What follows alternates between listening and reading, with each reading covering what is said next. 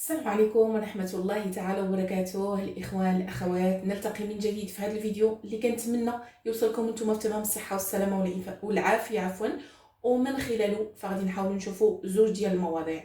الموضوع الأول وهو قانون الانفصالية اللي صدقت عليه الحكومة الفرنسية وأصبح سريع المفعول. فغادي نشوفوا المضمون ديال هذا القانون والحيثيات وكل ما يتعلق بهذا القانون لأنه يهمنا كمسلمين. أما الموضوع الثاني غادي نحاول نتحدث فيه بصفة عامة على جواز السفر الصحي أو ما يسمى بجواز اللقاح أو ما يسمى بشهادة اللقاح، يعني أن التسميات مختلفة ولكن المضمون واحد. فهذا الجواز أولا غادي نشوفوا واش هو فقط يعطى للناس اللي دارت اللقاح، كذلك واش الناس اللي عندها هذا جواز السفر الصحي يمكن لها تنقل في المغرب بكل حرية. فعلى بركة الله، قبل ما ندخل في صلب الموضوع إخواني أخواتي، كنشكركم جميعا بدون استثناء وكنرحب بالجميع. بالنسبه للمشتركين الجدد نقول لكم الف مرحبا، نورتوا القناه. والناس اللي شافت القناه اول مره، بالطبع الى عجبكم المحتوى ومضمون القناه فاشتركوا، فعلوا الجرس باش يوصلكم كل جديد. فعلى بركه الله نبداو بالموضوع الاول اللي هو قانون الانفصاليه. وهذا القانون الانفصاليه فيوم الاحد بالضبط يعني كانت مصادقه على هذه المشاريع ديال القوانين واصبحت قوانين، لأن المقترح المشروع كيف كنقول لكم دائما شيء والقانون شيء آخر. فإحنا حاليا نتحدث عن قانون الانفصالية وقانون كذلك نتاع جواز الصحي، فتمت المصادقة عليه. وكنت هدرت لكم في الفيديو الماضي على قانون الجواز الصحي. الآن غادي نهضروا على قانون الانفصالية. فقانون الانفصالية الإخوة الأخوات يعني أصبح معتمدا بفرنسا وأصبح سريع المفعول به. ولكن هنا نتسألوا ما معنى هذا قانون الانفصالية؟ فاش كتمثل البنود ديالو وكيفاش غادي تعرفنا الحكومة أننا يعني ما احترمناش البنود ديال هذا القانون؟ فمعناه ببساطة هو احترام قيم الجمهورية. فمبادئ تعزيز احترام قيم الجمهورية اللي كان مثير للجدل واللي جرى التعريف به أول مرة باسم مكافحة الإسلام الانفصالي. هكذا كانوا ماشيين بهذه الطريقة، ولكن فهو لا يختصر فقط على الإسلام وإنما كل السينياليس وكل الأمور اللي ما تحترمش قيم الجمهورية الفرنسية. هنا قال وزير الداخلية الفرنسي بأنه أقر البرلمان بشكل نهائي مشروع قانون مبادئ تعزيز احترام قيم الجمهورية، وأضاف نمنح أنفسنا الوسائل لمحاربة من يسيئون استخدام الدين لمهاجمة قيم الجمهورية. وهذا القانون يعني تمت الموافقة عليه بأغلبية نتاع 49 صوتا مقابل 19 اللي عرضوا هذا قانون الانفصالية. فبموجب هذا القانون الجديد يعني عنده عقوبة مالية وعقوبة حبسية.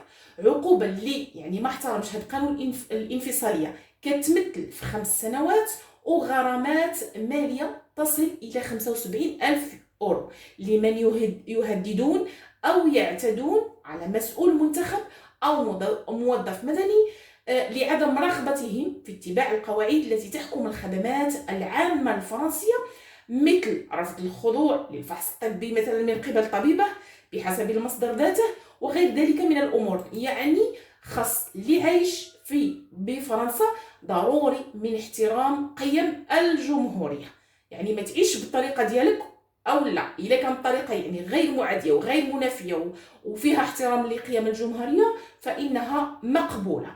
وهنا يعني كاين هذه الأمور كانت فرنسا تسعى إلى يعني إلى وضع هذا القانون الانفصالية كقانون يعني صالح وساري المفعول. فهنا إلى رجعنا في 24 يناير وافقت لجنة خاصة في الجمعية الوطنية الفرنسية على مشروع القانون في 24 يناير، ويواجه قانون الانفصالية الذي أعدته حكومة الرئيس ماكرون انتقادات. يعني لقى واحد الانتقادات من قبيل العديد كونه يستهدف المسلمين في البلاد ويكاد كذلك يفرض قيودا على كافة مناحي حياتهم، ويسعى لإظهار بعض الأمور التي تقع بشكل نادر كأنها مشكلة مزمنة.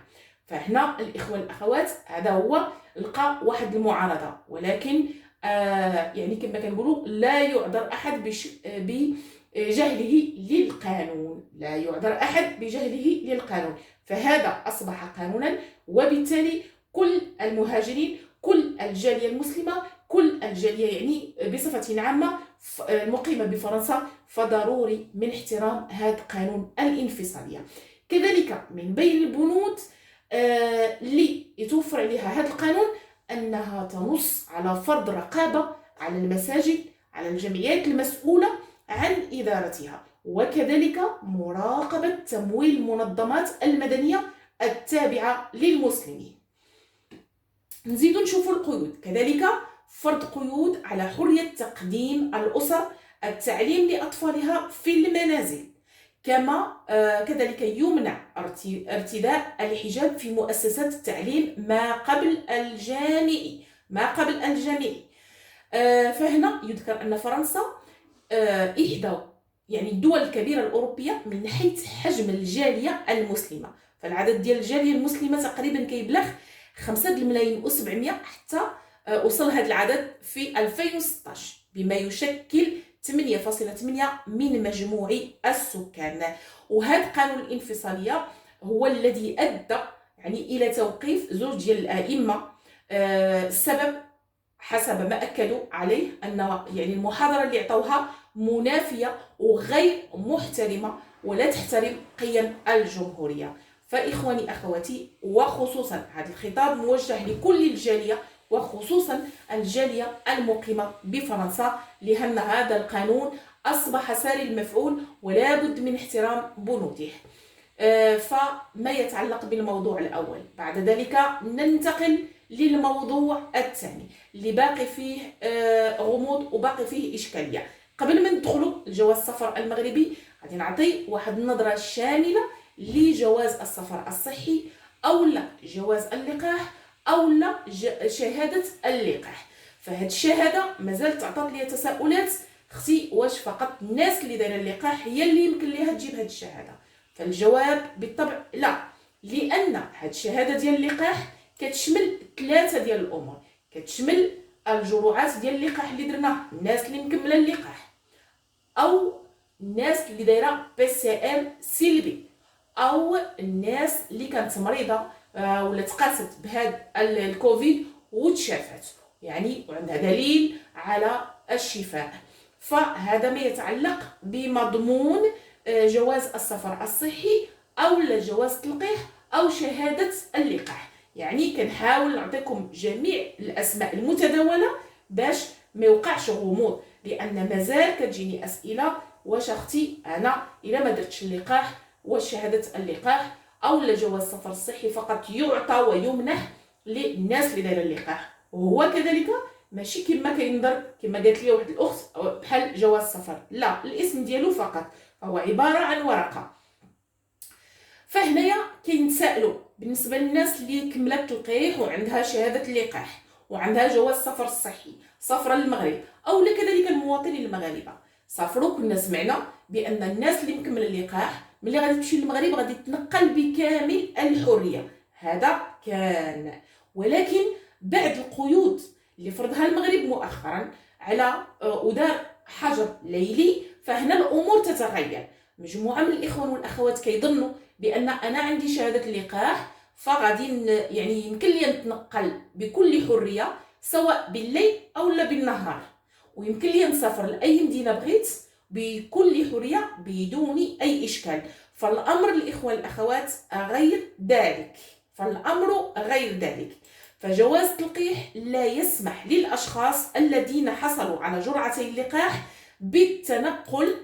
بالتنقل نعم بكل حريه ودون قيود بين مدن وجهات المملكه بين الساعه 11 مساء والساعه 4:30 صباحا بحسب ما يعني أكدته الحكومة المغربية.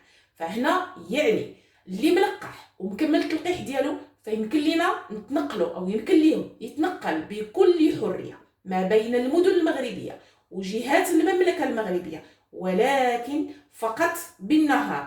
فرح ابتداء من الساعة 11 مساء إلى 4:30 صباحا، فكل شيء يعني ممنوع علينا التنقل إلا بواحد الرخصة ديال التنقل أو لا على الفئات المعنية. فغادي نحاولوا نزيدوا نقراو الخبر.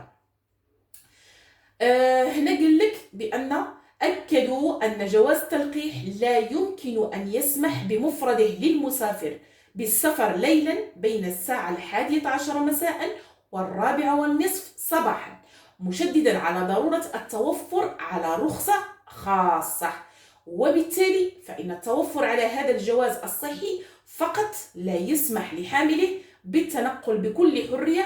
وقد تم توجيه دوري مؤخرا إلى الشرطة والدرك الملكي حتى يتم تطبيق هذه التعليمات حرفيا.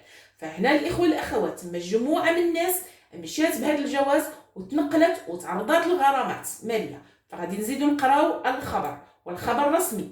فأكد أن أي شخص ليس لديه تصريح خاص بالسفر خلال هذه الفترة الليلية، وأؤكد أما بالنهار فممكن، خلال الفترة الليلية يعتبر مخالفا للقانون حتى لو كان يتوفر على جواز اللقاح، حتى ولو كان يتوفر على جواز اللقاح.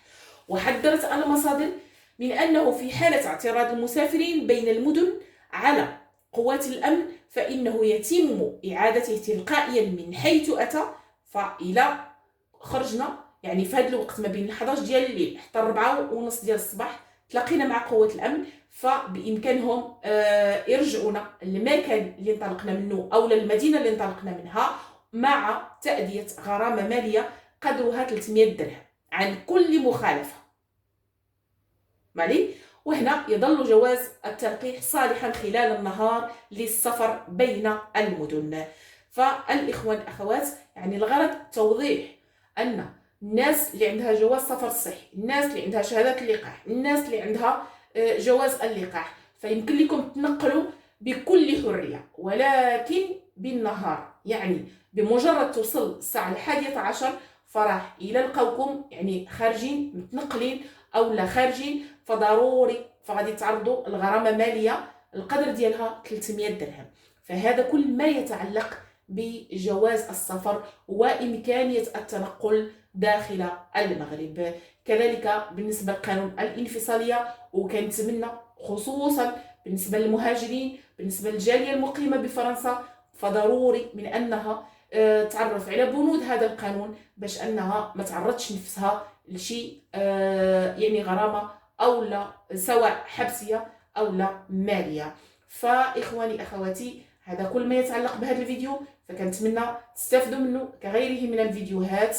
أي استفسار أي تساؤل ما عليكم إلا تخليوها لي في التعليقات.